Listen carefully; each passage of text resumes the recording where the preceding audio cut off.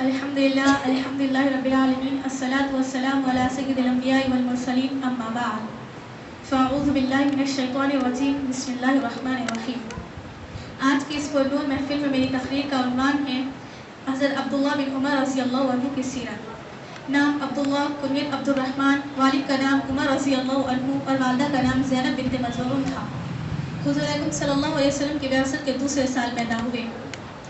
حضرت عبداللہ بن عمر رضی اللہ عنہ نے ہوش سنبھالا ہی تھا کہ اپنے گھر کے لوگوں کو اسلام قبول کرتے دیکھا۔ اسلام ہی کے دامن میں آپ کی نشو و نما ہوئی۔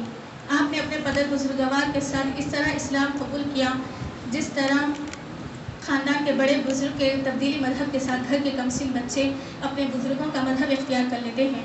حضرت صلی اللہ علیہ وسلم کی صحبت، ان کی بارگاہ کی دوامی، حاضر باشی، سفر و حضر کی ہمرکابی، فاروق اعظم رضی اللہ عنہ کی تعلیم و تربیت اور خود ان کی تلاش و جستجو نے حضرت ابن عمر رضی اللہ عنہ کو مذہبی علوم کا دریا بنا دیا تھا۔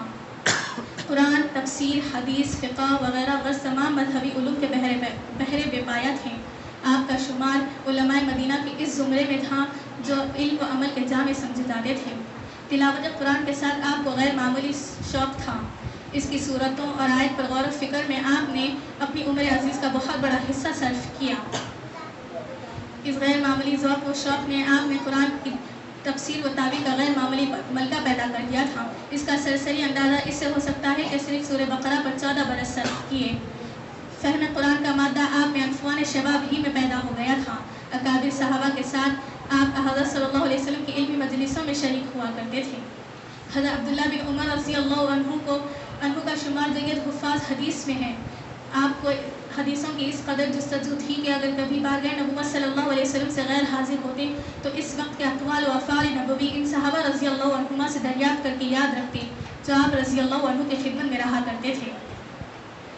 اگر کوئی ایسی حدیث یا ایسا مسئلہ سنتے جو آپ کے علم میں نہ ہوتا تو فوراً ان لوگوں کے پاس پہنچ کر دریافت کر لیتے جنہوں نے حضرت صلی اللہ علیہ وسلم سے اس کے متعلق کوئی بات سنی ہو۔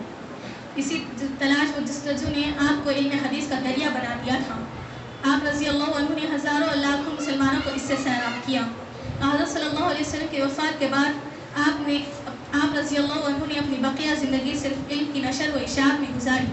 یہی وجہ تھی کہ آپ نے کوئی انتظامی عہدہ قبول نہیں کیا۔ مدینہ طیبہ میں مستقل حلقہ درس قائم کیا گیا تھا۔ حج کے موقع پر جبکہ تمام مسلمان دور دور سے جمع ہوتے ہیں آپ فتویٰ دیا کرتے تھے۔ اس طریقۂ عمل سے بہت جلد احادیث کی اشاعت عمل میں آئی۔ لوگوں کے گھروں پر خود جا کر بھی حدیثیں سنایا کرتے تھے۔ اپنے فضل و کمال اور وسعت علم کے باوجود روایت میں حد درجہ محتاط تھے۔ حدیث کی روایت کرنے میں حضرت صلی اللہ علیہ وسلم کے خاص الفاظ یاد رکھنا بھی ضروری سمجھتے تھے۔ یہی وجہ تھی کہ آپ کی روایتوں کو بہت مستند سمجھی جاتی ہیں۔ چنانچہ موطا امام مالک جس کو امت اسلامیہ نے کتاب اللہ کے بعد صداقت و وثوق میں دوسرا درجہ دیا ہے، زیادہ تر دار و مدار انہی کی روایتوں پر مشتمل ہے۔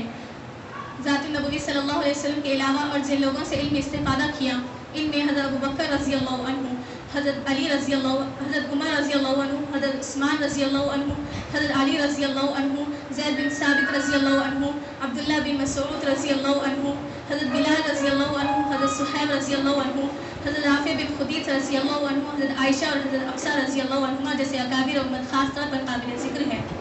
آپ رضی اللہ عنہ کو فن فقہ میں بھی کمال حاصل تھا۔ آپ رضی اللہ عنہ نے اپنی ساری عمر علم و افتاء میں کاٹی۔ فقہ مالکی کا جو اہل سنت والجماعت کے 4 فقہ سلسلوں میں سے ایک سلسلہ ہے، زیادہ تر دار و مدار ابن عمر رضی اللہ عنہ ہی کا فتوے پر ہے۔ آپ حدیث روایت کرنے کے ساتھ ساتھ فتویٰ دینے میں بڑی احتیاط فرماتے، بات بھی سمجھ کر کرتے اور عمل بھی مسئلے کے اسی پہلو پر کرتے جو آپ رضی اللہ عنہ کے نزدیک زیادہ محبوب ہوتا۔ اگر کوئی بات معلوم نہ ہوتی تو کثر شان کا لحاظ کیے بغیر آپ نہایت صفائی کے ساتھ اپنی لا علمی کا اظہار کرتے تھے۔ قیاس و اجتہاد میں آپ کو ایسا خداداد ملکہ حاصل تھا کہ آپ کی رائے کو حدیث کی ہم پایہ سمجھی جاتی اور اس کے بعد بڑے بڑے علماء پھر کسی دوسرے کی رائے کی ضرورت نہیں سمجھتے۔ آپ کے بے شمار تلامذہ تھے۔ مذہبی علوم کے سوا عرب کے دیگر علوم مثلاً شاعری، خطابت وغیرہ میں آپ کو کوئی دلچسپی نہ تھی۔ سیاست سے ہمیشہ اپنا دامن بچا کر رکھا اور کبھی ملکی معاملات میں بھی دخل نہ دیتے تھے۔ حضرت عثمان رضی اللہ عنہ کے زمانے میں اس کا موقع اگرچہ آپ کو ملا مگر آپ نے اس سے کوئی فائدہ نہ اٹھایا۔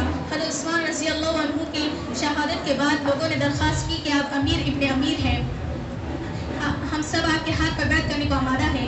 فرمایا جہاں تک میرے امکان میں ہے اپنے لیے بھیجنے کے برابر بھی خون بہنے نہ دوں گا۔ لوگوں نے دھمکی دی کہ آپ اگر اس بھائی گراہ کو نہیں سنبھالتے تو ہم آپ کا قتل کر دیں گے، لیکن حضرت عبداللہ رضی اللہ عنہ نے اس کی مطلق پرواہ نہ کی اور خلافت جیسے رفیع اعزاز سے انکار کر دیا، البتہ جہاد فی سبیل اللہ میں برابر شریک ہوتے رہے، اپنے والد ماجد کے ساتھ ہجرت میں شریک رہے۔ بدر و احد کے موقع پر چونکہ آپ کی عمر علی ترتیب 13 اور 14 برس کی تھی، اس لیے ان غزوات میں آپ کی شرکت کی درخواست بارگاہ نبوت میں قبول نہ ہو سکی، البتہ 5 ہجری میں غزوہ خندق میں آپ کو شریک ہونے کی اجازت ملی، جبکہ حضرت عبداللہ رضی اللہ عنہ کی عمر 15 برس کی ہو چکی تھی۔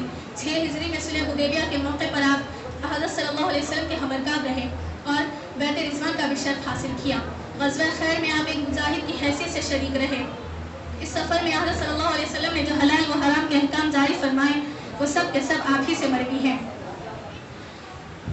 صلح حدیبیہ کے موقع پر آپ کی عمر 20 سال کی ہو چکی تھی، اس لیے آپ ایک جانباز سپاہی کی طرح دوسرے صحابہ دوش بدوش نظر آتے ہیں۔ اس کے بعد محاصرہ طائف میں بھی آپ 30,000 کی جمعیت مسلمانوں کی جمعیت میں شریک رہے۔ عثمانی خلافت کے عہدے میں آپ عبداللہ بن عمر رضی اللہ عنہ انتخاب خلیفہ کی شہرا رکن میں مقرر ہوئے۔ 27 ہجری میں افریقہ، تیونس، الجزائر، مراکز کی مہم میں شریک رہے، پھر 30 ہجری میں خراسہ اور طبرستان کے ملکوں میں سعید بن عاص کے ساتھ رہے۔ حجاج کو آپ کے ساتھ مختلف وجوہ کی بنا پر سخت عداوت پیدا ہو گئی تھی۔ حج کے زمانے میں اسی کے اشارے سے ایک شامی نے نیزے کی نوک جو زہر میں بجھی ہوئی تھی آپ کے پانوں میں چبا دی۔ اسی زہر کے اثر سے 74 ہجری میں 83 یا 84 عمر پا کر آپ رضی اللہ عنہ نے داعی اجل کو لبیک کہا۔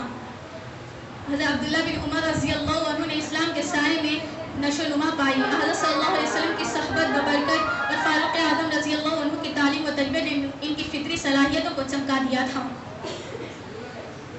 اس لیے خلق النبی صلی اللہ علیہ وسلم کے وہ مکمل ترین نمونہ بن گئے تھے۔ اگرچہ تمام صحابہ پر اس کا اثر پڑا تھا، لیکن حضرت عبداللہ بن عمر رضی اللہ عنہ پر ایسا گہرا اثر تھا کہ ان کی ہر ادا سے شان النبوی آشکار تھی، اور آپ ڈھونڈ کر اسی طرح عمل کرتے تھے جس طرح حضرت صلی اللہ علیہ وسلم کو کرتے دیکھا تھا۔ آپ رضی اللہ عنہ نہایت ذوق، شوق، اخلاص و نیاز مندی کے ساتھ عبادت کرتے تھے۔ دن و رات کا 65 حصہ اسی میں گزر جاتا تھا۔ روزانہ کا معمول تھا کہ مسجد النبوی سے نکلے بازار کی ضرورت پوری فرماتے اور پھر نماز پڑھ کر گھر جاتے تھے۔ حضرت عبداللہ بن عمر رضی اللہ عنہ کی نسبت کہنے والوں نے کہا کہ آپ کو پابندی سنت کا گویا جنون تھا، نہ صرف عبادت بلکہ حضرت صلی اللہ علیہ وسلم کی عادات کی بھی آپ رضی اللہ عنہ پوری اتباع کرتے تھے۔ ان کی پیشانی پر انفوان شباب ہی سے ان کی پیشانی پر زہد و تقوی کا نور چمکتا تھا۔ اس سے بڑھ کر ان کے زہد کی صنعت کیا ہو سکتی تھی کہ زبان رجالت سے رجل صالح نیک مرد کی صنعت پائی تھی۔ صداقت و خیرات آپ رضی اللہ عنہ کی زندگی کا نمایاں وصف تھا۔ ایک ہی نسل میں 20 ہزار دینار تک آپ رضی اللہ عنہ نے تقسیم کیے ہیں۔